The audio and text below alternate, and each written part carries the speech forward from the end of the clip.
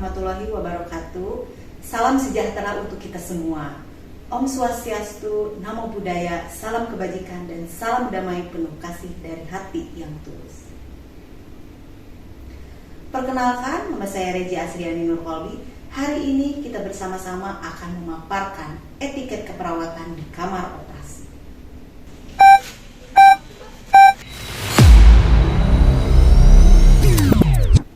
Lalu bagaimanakah etika keperawatan tetap hidup ketika pasien tidak bisa bersuara?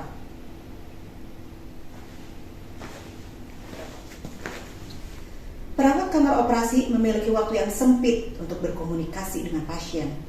Tapi etika bukan soal banyak bicara. Etika adalah bagaimana kita memperlakukan tubuh yang diam, menghormati jiwa yang tak terlihat, dan menjaga kemanusiaan di tengah tekanan teknis. Ketika pasien masuk kamar operasi, ia memberikan kepercayaan sepenuhnya kepada kita. Ia mungkin tidak lagi bisa berbicara, mengarahkan, ataupun menolak. Namun pasien berhak diperlakukan bukan hanya dengan kompetensi, tapi juga menjaga kemanusiaan dalam ketidakberdayaan. Di sanalah tantangan etis yang sesungguhnya muncul. Prinsip bioetika menjadi pegangan kita sebagai perawat di setiap tindakan. Prinsip bioetik tersebut adalah otonomi, yaitu memastikan informed consent valid.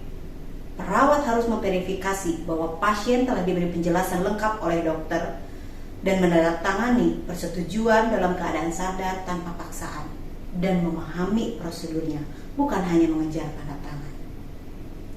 Lalu menghormati keputusan pasien sebelum anestesi. Misalnya, pasien meminta tidak dipotong rambutnya, dan kalaupun misalkan dipotong rambutnya, ingin diberikan kepada keluarga.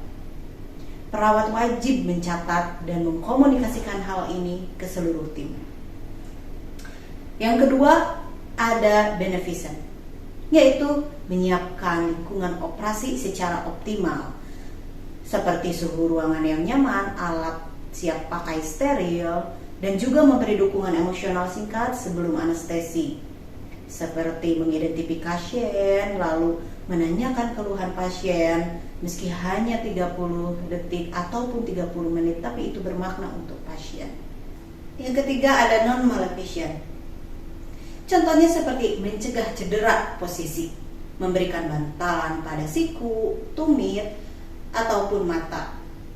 Jika pasien tidur tengkurap agar tidak terjadi ulcerasi, cedera saraf, ataupun kebutaan pasca operasi. Serta menjaga kerahasiaan dan martabat pasien.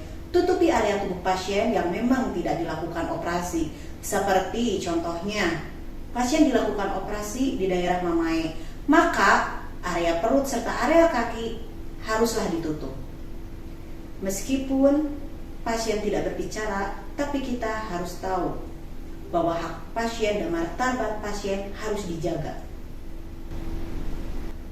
Yang keempat ada justice, yaitu tidak membedakan perlakuan berdasarkan status sosial, agama, suku, ataupun kemampuannya membayar.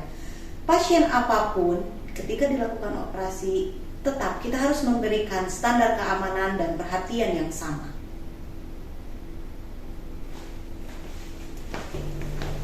Lalu adakah dilema etis atau moral distress perawat di kamar operasi?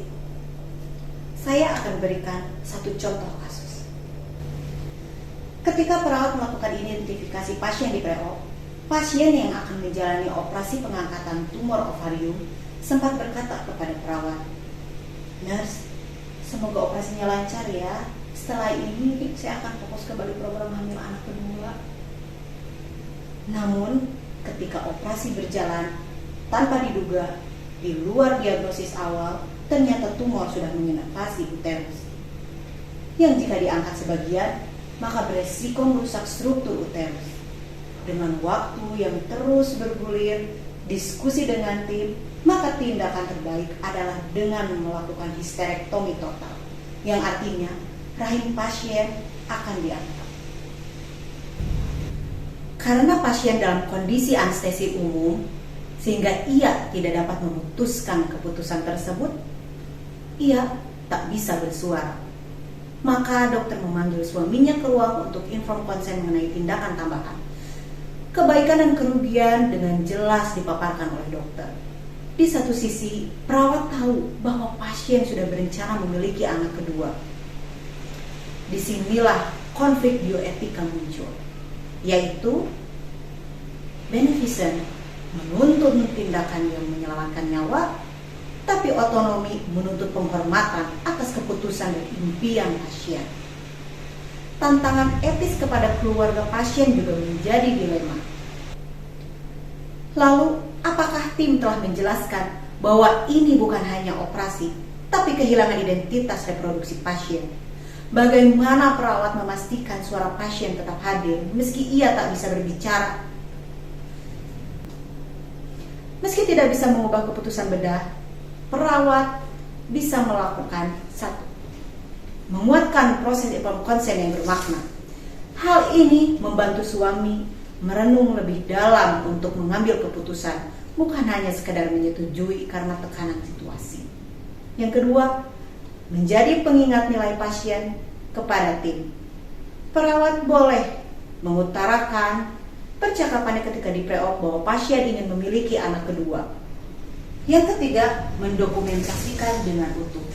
Catat hal-hal penting dalam catatan keperawatan, seperti ketika pasien menyatakan ingin melakukan program hamil ketika pasca operasi, maka tulislah itu. Ini penting untuk kontinuitas asuhan dan evaluasi etis pasca operasi. Perawat adalah advokat bagi pasien, menjembatani setiap tindakan. Jika perawat tak mampu bersuara, maka akan menjadi moral distress bagi perawat.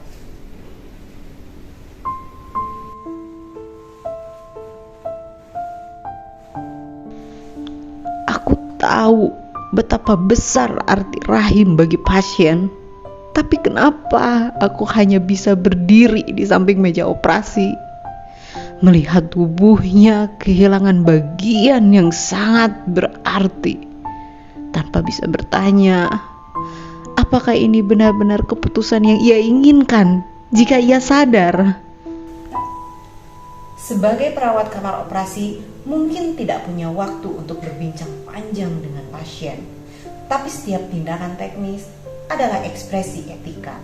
Saat kita menutup tubuh pasien dengan lembut, saat kita menolak bercanda tentang bentuk tubuhnya, saat kita menghentikan prosedur karena identitas salah, disitulah perawat mewujudkan bioetika dalam diam.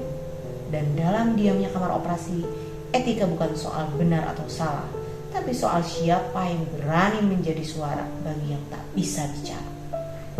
Sekian pemaparan dari saya, semoga bisa menjadi pembelajaran, pengingat untuk kita semua sebagai perawat. Terima kasih.